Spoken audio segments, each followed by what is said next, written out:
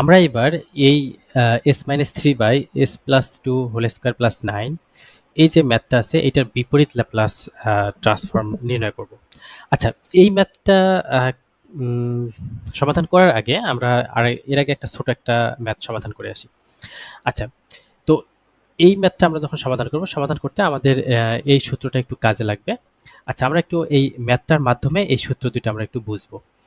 আচ্ছা, আমরা যদি এটাকে প্রথমে এখানে e to the power minus two t আছে আর একটা আছে সাইন ফোরটি। আচ্ছা, আমরা একটা কাজ করি, সাইন ফোরটি যে আছে এটাকে আগে আমরা ল্যাপ্লাস ট্রান্সফর্ম করি।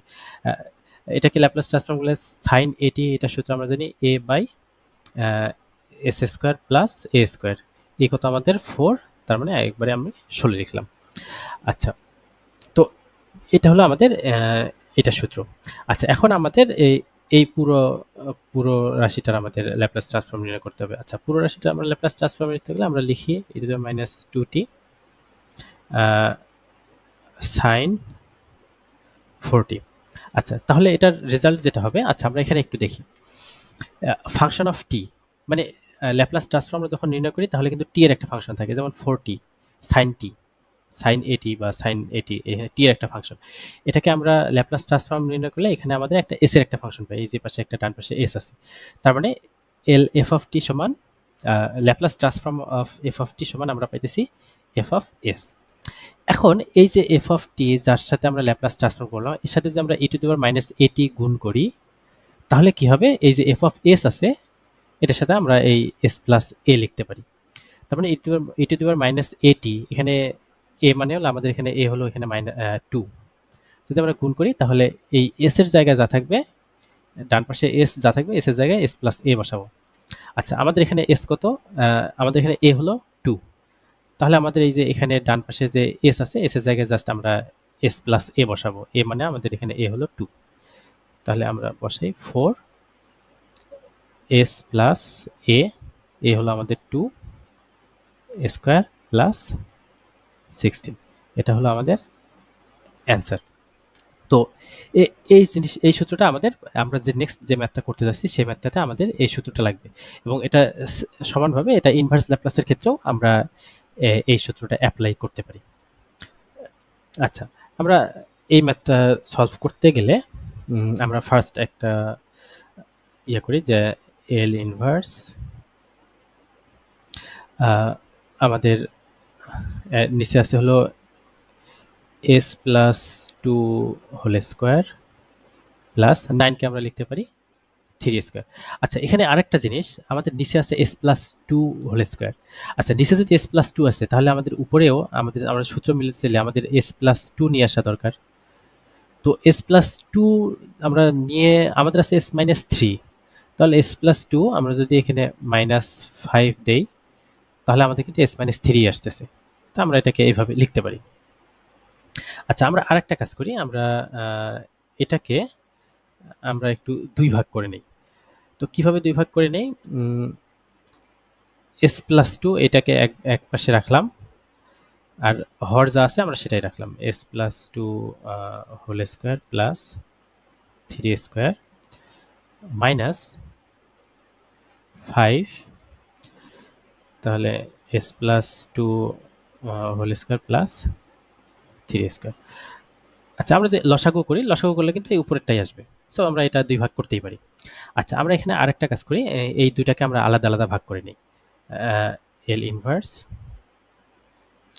তাহলে এখানে থাকতেছে এস প্লাস টু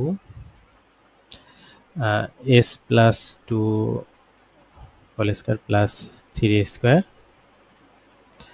মাইনাস, মানে এল ইনভার্স মানে আমরা দুইটা ভাগ করে নেব।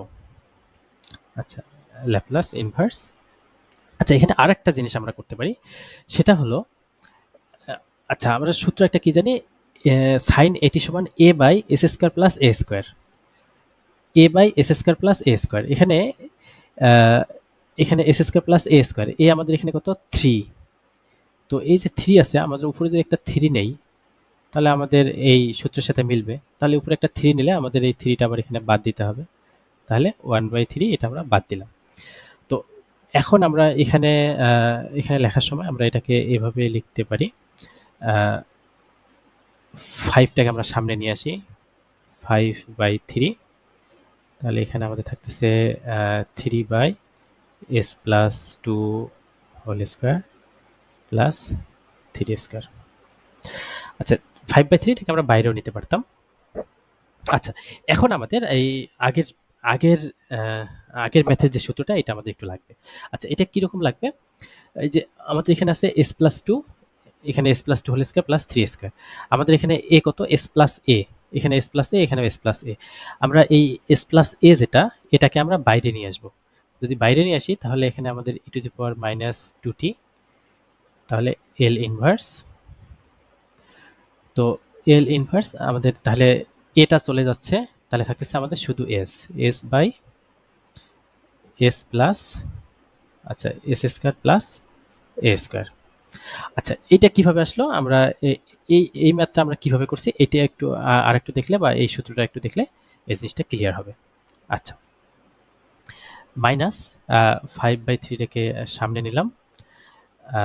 এখানেও এই যে এল ইনভার্স, এই যে এখানে s+a একটাই আছে, তো আমরা এই s+ এটাকে এই এটাকে আমরা বাইরে নিয়ে আসবো। তাহলে এটা হলো আমাদের e⁻−at, এর মানে হলো এখানে 2 l ইনভার্স। তো আমাদের এখানে ভিতরে আর কি থাকতেছে? a/s² plus a²। এই এসটা এখানে শুধু এস, কারণ আমরা এই s+a যেটা সেটাকে আমরা বাইরে নিয়ে আসছি।